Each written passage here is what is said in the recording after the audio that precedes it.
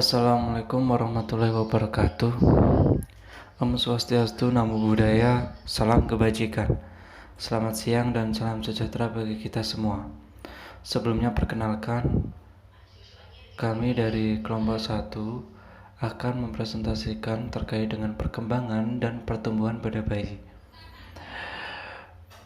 Berikut adalah nama dari anggota kelompok 1 yang terdiri dari Aidatus Isra Umairah, Gus Mujab, Ajeng Kusumawardani, Alfiana Ekami Sintia, Alwikian Pambudi, Citra Amelia Dewi, Refsi Mariska, Dewi Anggelani, Devinta Berliani Pitaloka, dan Layinatu Muzayyana.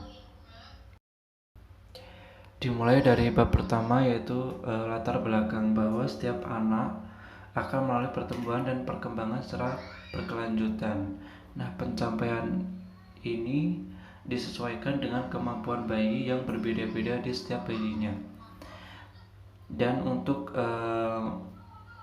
menstimulasi dan rangsangan pada bayi perlu dilakukan untuk berfungsinya potensi pertumbuhan dan perkembangan pada bayi. Perkembangan pada bayi dibedakan menurut patokan umur. Masa bayi adalah masa kemasan pada setiap tumbuh kembang. Perkembangan meningkatnya suatu kompetensi dari fungsi tubuh yang lebih optimal sebagai hasil pematangan. Perkembangan dapat dipantau berupa aspek gerakan kasar, gerakan halus, perkembangan bicara dan bahasa, sosialisasi, kemandirian. Perkembangan adalah bertambahnya kemampuan dalam struktur dan fungsi tubuh yang lebih kompleks dalam pola yang teratur dan dapat diramalkan sebagai hasil dari proses pematangan.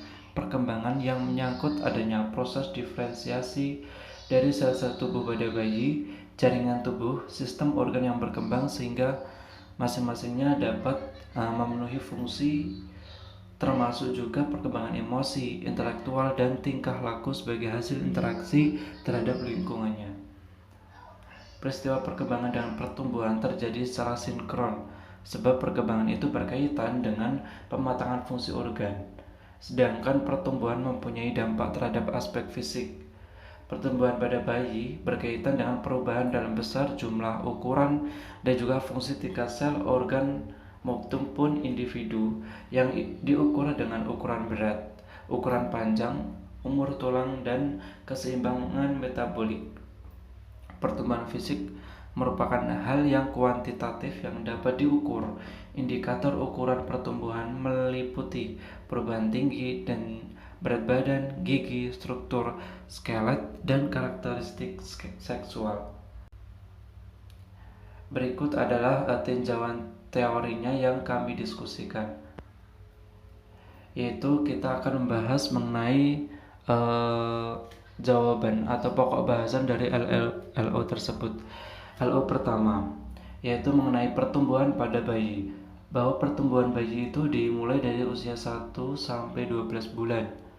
Menurut Su Jiningsi 2015 menjelaskan bahwa yang dimaksud pertumbuhan pada usia 1 sampai 12 bulan tersebut adalah perubahan yang sifatnya kuantitatif seperti bertambahnya ukuran, jumlah, dimensi pada tingkat sel organ ataupun individu. Anak bukan hanya bertambah besar secara fisik, namun juga ukuran serta struktur organ-organ tubuh dan otak. Sedangkan menurut Narendra 2015 menjelaskan bahwa ciri dari pertumbuhan usia 1 sampai 12 bulan antara lain adalah perubahan ukuran fisik, misalnya tinggi badan, berat badan, lingkaran lengan, lingkar kepala, dan juga lingkar dada. Perubahan proporsi fisik atau organ manusia yang muncul dimulai dari konsepsi hingga dewasa. Hilangnya ciri-ciri lama seperti kelenjar timus atau lepasnya gigi susu, munculnya ciri atau tanda baru yang mengikuti proses kematangan seperti tumbuhnya rambut. Dilanjutkan yaitu LO yang kedua mengenai pokok pembahasan perkembangan motorik kasar atau gross motor pada bayi. Perkembangan motorik kasar pada bayi dilihatkan dengan gerakan-gerakan otot besar pada bayi. Motorik kasar pada bayi merupakan aktivitas yang dilakukan bayi dengan menggunakan otot lengan, kaki, dan anggota tubuh lain untuk menggerakkan tubuh atau berpindah posisi. Kemampuan motorik kasar ini pada bayi meliputi kemampuan untuk merangkak. Berikut adalah perkembangan motorik kasar yang sesuai dengan usia, antara lain BBL dapat menengokkan kepalanya dari satu sisi ke sisi lain jika ditengkurapkan, kecuali berbaring pada permukaan yang lambat. Usia 3 bulan hampir tidak ada kelambatan pada kepala. Usia 5 bulan bayi berguling dari depan ke belakang. Usia 7 bulan bayi duduk miring atau condong ke depan. Usia 8 bulan bayi duduk tanpa ditopang atau berdiri tegak. Usia 9 bulan bayi tertarik untuk berdiri. Usia 10 bulan bayi menjelajah atau mulai meluncur ke berbagai tempat. Usia 12 bulan bayi berjalan jika dipegang tangan. Perkembangan motorik halus fine motor pada bayi. Bahwasanya, motorik halus ini merupakan gerakan tubuh dengan menggunakan otot-otot kecil seperti otot di tangan dan jari, dengan tujuan untuk mengontrol benda berbagai bentuk dan ukuran. Nah, bayi di sini menggunakan keterampilan motorik halus dengan cara memegang benda kecil di antara jari dan jempolnya. Dan bahwasanya saat baru lahir, otak bayi belum mampu cukup berkembang untuk mengendalikan gerakan tangan dan jari. Dan bahwasanya perkembangan pada bayi ini dimulai dari kepala dan kemudian bertahap berlanjut ke bagian otot lain dalam tubuh. Terkait dengan perkembangan motorik halus, mulai berkembang ketika tubuh bayi lebih stabil saat bergerak serta saat kognitif dan sosialnya berkembang. Di sini terkait dengan usianya, yaitu sebelum usia 3 bulan, bahwasanya pada usia 1 bulan bayi mampu menoleh sedikit ke kanan atau ke kiri. Dan untuk usia 2 bulan di sini bayi mampu menolehkan kepala ke samping kanan dan kiri. Dan untuk usia 3 bulan bahwasanya dapat menggerakkan kepalanya ke kanan dan ke kiri dan juga ke tengah. Sama halnya pada usia 4 bulan bahwasanya bayi mampu memegang mainan atau benda kecil, mungkin sebesar kacang ataupun kismis. Dan untuk usia 5 bulan bahwasanya bayi mampu meraih dan menggapai benda. Dan untuk usia 6 bulan, saat bayi terlentang, dia mampu menggerakkan kepala sepenuhnya dari satu sisi ke sisi lain. Dan bayi dapat menggunakan matanya pada benda kecil, mungkin sebesar kacang atau kismis. Dan juga bayi dapat meraih makanan yang diletakkan agak jauh namun masih dalam jangkauan tangannya. Dan untuk usia 7 bulan bayi bahwasanya mampu mengambil mainan menggunakan tangan kanan atau tangan kirinya. Dan untuk usia 9 bulan di sini bahwasanya bayi dapat menjemput ataupun memindahkan mainan ataupun kue kering dari tangan bayi satu ke tangan satunya. Dan bayi dapat juga memperhatikan atau mencari saat diperlihatkan sesuatu jatuh ke lantai. Dan juga bayi dapat memungut benda dengan masing-masing tangannya memegang atau satu benda pada saat yang sama. Dan untuk usia 10 bulan bahwasanya bayi mampu memukulkan mainannya di kedua tangannya. Dan untuk usia ke-11 bulan ini bayi dapat memegang benda dengan erat dan juga mampu mengambil benda kecil dengan ibu jari dan jari lainnya. Dan untuk usia 12 bulan di sini bahwasanya bayi juga dapat memasukkan mainan ke dalam cangkir. Selanjutnya yaitu terkait dengan perkembangan pada bayi mengenai emosional. Untuk usia 0 sampai 3 bulan bahwasanya bayi dapat dilihat dari tersenyum, yang artinya senyum bayi menandakan bahwa nyaman karena mungkin belayan atau sentuhan lembut ibunya. Dan sebaliknya, bayi dapat mengungkapkan kesedihan atau kemarahannya dengan cara menangis dan merasa tidak nyaman. Dan untuk usia 3-6 bulan, perkembangan emosi bayi ini dapat dilihat dari gaya ketika merespon dengan menggerakkan tangan dan kakinya. Dengan contoh, saat digendong orang lain yang menurut dia tidak kenal, maka si bayi akan menolak, bahwa artinya dia tidak mau digendong dengan cara mungkin tangan dan kakinya terus digerakkan. Dan selain itu juga bayi menangis bahwasanya saat keinginannya tidak terpenuhi. Dan untuk usia 6-9 bulan di sini bahwasanya kemampuan bayi ini bereaksi menempelkan kepala atau tersenyum apabila merasa nyaman. Jadi ketika saat dia dipeluk atau digendong, dia menyandarkan kepalanya kepada orang yang menggendongnya ataupun memeluknya. Dan sebaliknya, jika dia merasa tidak nyaman, mungkin dia akan menangis terus-menerus. Dan untuk usia 9-10 bulan, bahwasanya bayi mulai menunjukkan kecemasan saat berpisah dengan orang tua. Mungkin saat orang tuanya keluar sebentar, bahwasanya dia akan menangis ataupun merasa sedih. Dan selain itu juga menunjukkan rasa tidak senang ketika diabaikan. Jadi ketika saat bayi merasa kurang diperhatikan, dia akan mengeluarkan ataupun bereaksi bahwasanya dia akan membuat suara-suara berisik agar dia diperhatikan. Dan untuk usia 11-12 bulan, bahwasanya bayi dapat menunjukkan sikapnya dengan tertawa secara lebih ekspresif. Dan sebaliknya, saat marah, dia tidak hanya menunjukkan dengan menangis saja, namun bisa dengan memukul-mukul, menendang-nendang, dan sebagainya. Selanjutnya yaitu terkait dengan perkembangan bicara dan bahasa pada bayi. Perkembangan bicara dan bahasa yang diperlihatkan oleh bayi yaitu terkait dengan alat komunikasi utamanya, yaitu menangis. Dan hanya orang tuanya yang dapat membedakan tangisan bayi.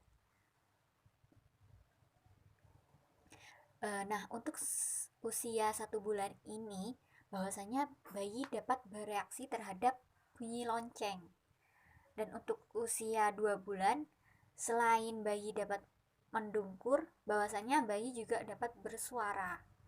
Dan untuk usia 3 bulan, bayi dapat tertawa atau berteriak. Dan untuk usia 4 bulan, di sini juga bayi mendengarkan bunyi atau suara konsonan dari mulut bayi.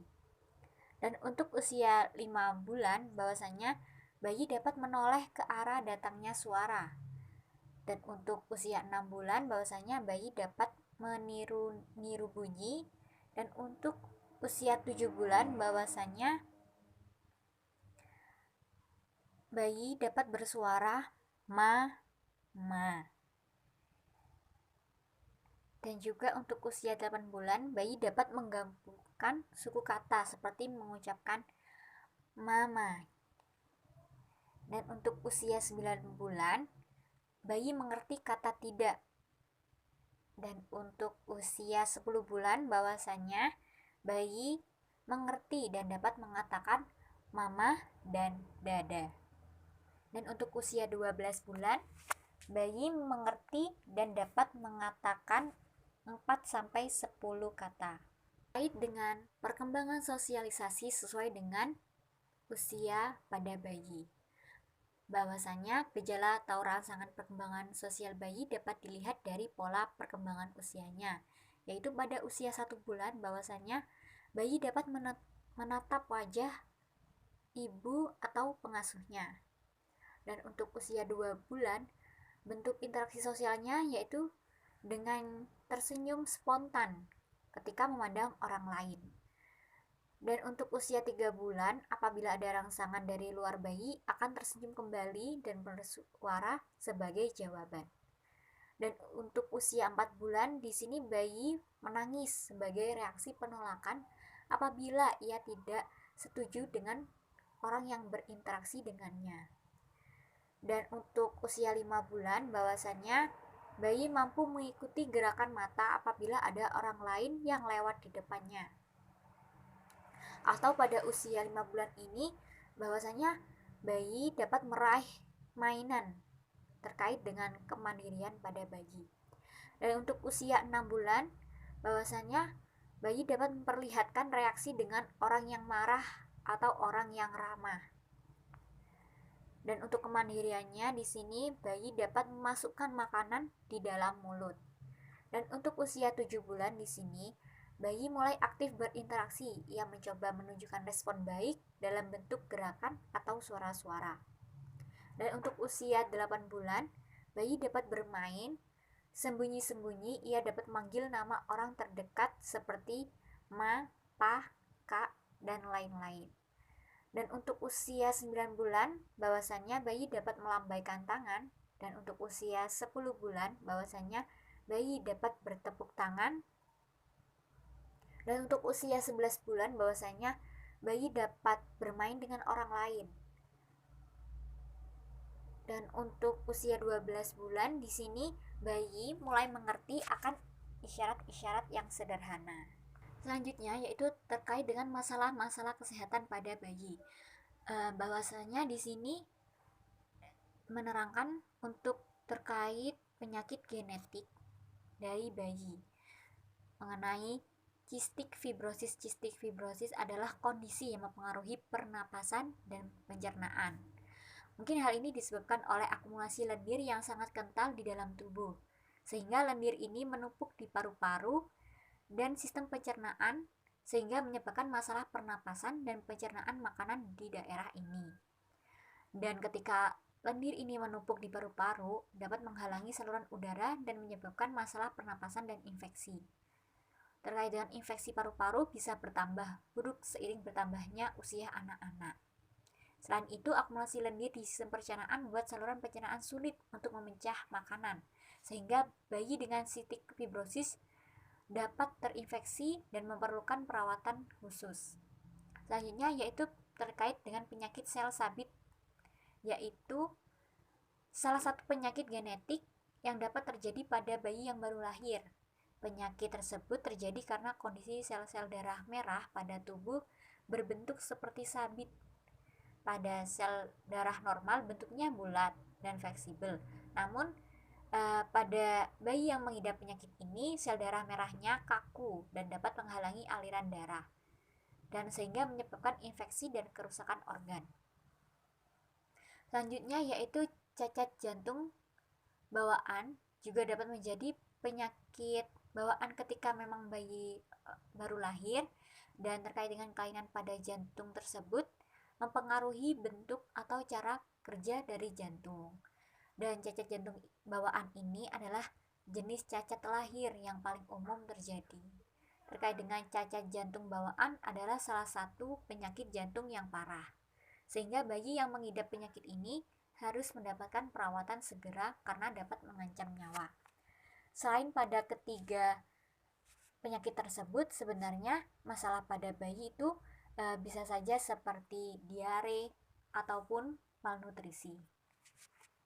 Baik, selanjutnya yaitu terkait dengan kesimpulan dan sarannya, bahwasanya peristiwa perkembangan dengan pertumbuhan terjadi secara sinkron, sebab perkembangan itu berkaitan dengan pematangan fungsi organ dan juga bertambahnya kemampuan dalam struktur dan fungsi tubuh yang lebih kompleks. Sedangkan pertumbuhan mempunyai dampak terhadap aspek fisik. Terkait dengan pertumbuhan bayi, pertumbuhan juga berkaitan dengan perubahan dalam besar, jumlah, ukuran, dan fungsi tingkat sel, organ maupun individu yang diukur dengan ukuran berat, ukuran panjang, umur tulang, dan keseimbangan metabolik. Pertumbuhan fisik merupakan hal yang kuantitatif yang dapat diukur. Indikator ukuran pertumbuhan meliputi perubahan tinggi dan berat badan, gigi, struktur skelet, dan karakteristik seksual. Mengenai dengan saran, Khususnya orang tua balita harus menstimulasi perkembangan anaknya dengan berbagai kegiatan, termasuk permainan agar anaknya dapat berkembang dengan baik dan optimal, sesuai dengan tahap usia perkembangannya. Meskipun hubungan antara pertumbuhan balita dengan perkembangan balita mempunyai hubungan sedang, namun demikian sangat memungkinkan untuk dapat dilakukan penelitian lebih lanjut tentang faktor yang dapat mempengaruhi terhadap pertumbuhan dan perkembangan. Selanjutnya ini terkait dengan daftar pustaka yang kelompok kami gunakan. Kurang lebihnya kami mohon maaf. Sekian dan terima kasih. Wassalamualaikum warahmatullahi wabarakatuh.